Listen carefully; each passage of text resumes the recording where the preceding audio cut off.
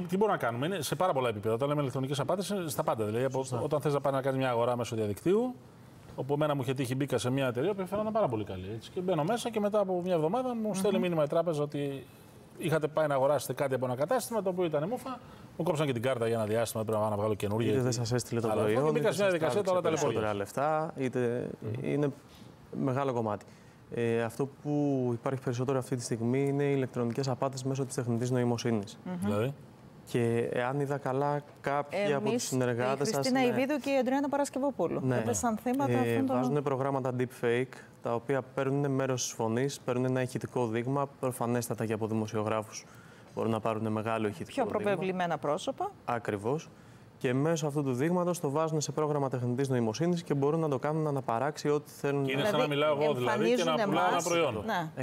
100%. Και δεν είναι μόνο το να πουλάτε ένα προϊόν. Εγώ πρόσφατα, βασικά αυτό που είδα τώρα με τον κύριο Ασκητή, το οποίο όχι μόνο πουλάγε προϊόν, υποτίθεται ότι τον χτύπησαν κιόλας εδώ πέρα στο στούντιό σας, τον έβριζαν, τον ξυλοκόπησαν και βγήκε μελανιασμένος. Εντάξει, κακής ποιότητας βίντεο ήταν αυτό που είχαν φτιάξει, φαινόταν. Και πιο παλιά τον κύριο Σαλμά, νομίζω, ότι τον έδειχνε να διαφημίζει κάτι ορθοπαιδικά γιατρός. Ναι, παλαιότερα, όπως και τον κύριο Γρηγοράκη, τον διατροφολόγο φίλος μου, τον έχουν.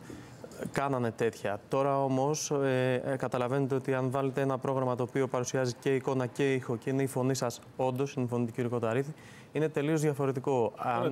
Πώς μπορούμε τώρα. Πώς μπορούμε να προστατευτεί. Στο κινητό βλέπω ένα βιντεάκι. Βλέπω εγώ την Κασιμάτη και διαφημίζει τώρα. Πώς θα πιστέψει ότι δεν είμαι εγώ. Θα σας πω. Τίθεται ένα θέμα το οποίο είναι όχι μόνο το πώς θα πιστέψετε εσείς από ηθικής πλευράς, τίθενται και νομικά θέματα μετά. Το να καταλάβετε ότι ένα βίντεο είναι ψεύτικο ή δεν είναι, άλλες φορές είναι εύκολο, άλλες φορές είναι δύσκολο. Είναι ανάλογα την ποιότητα, όπως σας είπα. Το βίντεο με τον κύριο Ασκητή φαινόταν 100% ότι είναι ψεύτικο. Υπήρχαν κάποια προβλήματα στο λαιμό, υπήρχε κάποια ανακολουθία του στόματος. Το δέρμα, ας πούμε, ήταν πάρα πολύ τέλειο, λίο σε κάποια σημεία, χωρίς να πρέπει να είναι. Εντάξει, αυτό θα το καταλάβετε. Μετά τίθονται άλλα θέματα, στα οποία εγώ όταν είδα το βίντεο του κύριου Ασκητή αναρωτιόμουν ότι ναι, μεν φαίνεται ότι είναι ψεύτικο, αλλά αν ήταν μια καλή παραγωγή, ένα καλό προϊόν τεχνητής νοημοσύνης και γύρναγε η φαρμακευτική εταιρεία την οποία έβριζε εκείνη τη στιγμή και του έκανε μια αγωγή.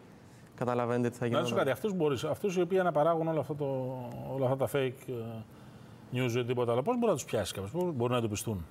Μπορούν να τους πιάσουν μέσω της δίωξης, είναι ανάλογα, εντάξει, θα ανεβαίνουν από κάπου. Είναι Ελλάδα ή είναι εξωτερικό συνήθως? Ελλάδα θεωρώ ότι ήταν αυτά τα συγκεκριμένα τα οποία σας λέω, γιατί ξέραν τι παρουσιάζανε. Υπήρχε κάποια πληρωμή την οποία ζητούσαν, νομίζω, για κάποια δυνατιστικά, δεν είμαι σίγουρος, ή κάποια φάρμακα για την καρδιά, αν είδα καλά ήταν το άλλο. Και είναι Ελλάδα. Εντάξει. Υπάρχει το ενδεχόμενο ότι αλλάζουν IP, πηγαίνουν σε χώρες, αν θέλετε, που δεν είναι σε Ευρωπαϊκή Ένωση, σε διεθνείς συνθήκες, και εκεί πέρα είναι λίγο πιο δύσκολα τα πράγματα. Τσιμπάει, δηλαδή, που... Ναι, θα σας πω, κοιτάξτε, εδώ τσιμπάγανε όταν δεν υπήρχε τεχνητή νοημοσύνη. Που παίρνανε τηλέφωνο μια συγκεκριμένη μερίδα πολιτών και λέγανε ότι έχει χτυπήσει το παιδί σας, έχει χτυπήσει ο σύζυγός σας και ζητούσαν λεφτά. Φανταστείτε τώρα που έχουν τη δυνατότητα. Έχουν εξελίξει πάντως πάρα πολύ και το βλέπουμε και σε παγκόσμιο επίπεδο. Taylor Swift που με τις πορνογραφίες. Μπορούν να χρησιμοποιήσουν, μπορούν να έχουν δείγμα τη φωνή μου δηλαδή και να πάρουν τους δικούς μου και να νομίζουν ότι μιλούν με εμένα. Αρχίζει και συμβαίνει. Μαμά, σε παρακαλώ, έχω πρόβλημα, σε παρακαλώ. Τι έπαθες, παιδί μου, έλα ρε μανούλα, σε παρακαλώ. Θα σου δώσω ένα λογαριασμό να μου βάλεις 5.000 ευρώ τώρα γιατί θα πάω μέσα. Έγινε μια βλακεία, θα στα πω μόλις έρθω στο σπίτι.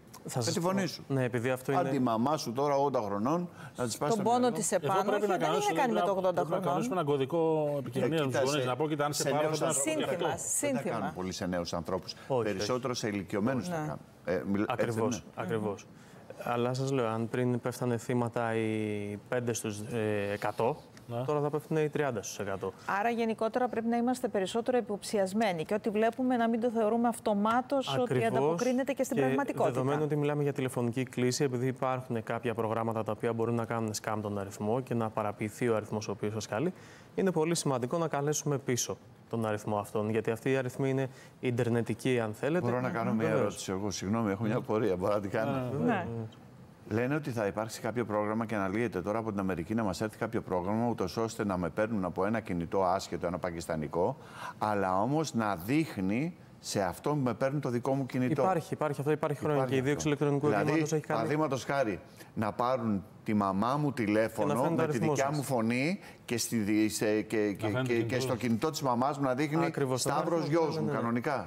Δεν υπάρχει σωτηρία δηλαδή από πουθενά. Σας πω μόνο ποια είναι η ανακολουθία εκεί, ότι εφόσον σας έχει... 88 χρονών την πάτησε μετά. Εφόσον σας έχει αποθηκευμένο ως γιος μου ή Λευτέρης, παράδειγμα, θα της εμφανίσει τον αριθμό, δεν θα της εμφανίσει το όνομα όπως σας έχει αποθηκευμένο. Εκεί υπάρχει δυνατότητα, αν ξέρει ακριβώς πώς σας έχει αποθηκευμένο και σας στείλει ένα μήνυμα, να φανεί μέχρι και μέσα στη συνομιλία. Η δίωξη ηλεκτρονικού εγκλήματος έχει κάνει μια πολύ καλή δουλειά, τουλάχιστον στην Ελλάδα, σε αυτό το κομμάτι και έχει απομονώσει το 80% αυτών των περιπτώσεων. Αλλά συνεχίζουν ακόμα και υπάρχουν τέτοια περιστατικά. Βασικό είναι να καλέσουμε πίσω, γιατί όπως σας είπα, αυτό είναι ιντερνετική κλήση, η οποία δεν δέχεται πίσω τηλέφωνο. Είναι πως είναι τα μηνύματα που σας στέλνουν μαζικά. Να ρωτήσω κάτι, επειδή όχι μόνο εγώ, αλλά πάρα πολλοί κόσμος εδώ και 1-2 χρόνια τώρα δέχομαι τηλέφωνα από διάφορες τρελές περιοχές σου, Μαυριτανία σου. Γιατί έρχονται κάθε βράδυ μου ότι τηλέφωνα από τη Λομβαρδία. Ακτή ελεφαντοστού. Αυτά δεν τα σηκώνουμε ποτέ. Όχι, εντάξει, σε καμία περίπτωση, αν δεν περιμένετε κάτι ανάλογο, γιατί μπορεί να σας υπερχρεώσουν σε μονάδες. Μάλιστα. Στο συμβόλαιο. Αυτό λίγο πολύ μέχρι τώρα ήμασταν υποψιασμένοι, αλλά τώρα βλέπουμε με την τεχνητή νοημοσύνη. Καταγγέλλονται πολύ Αλβανία.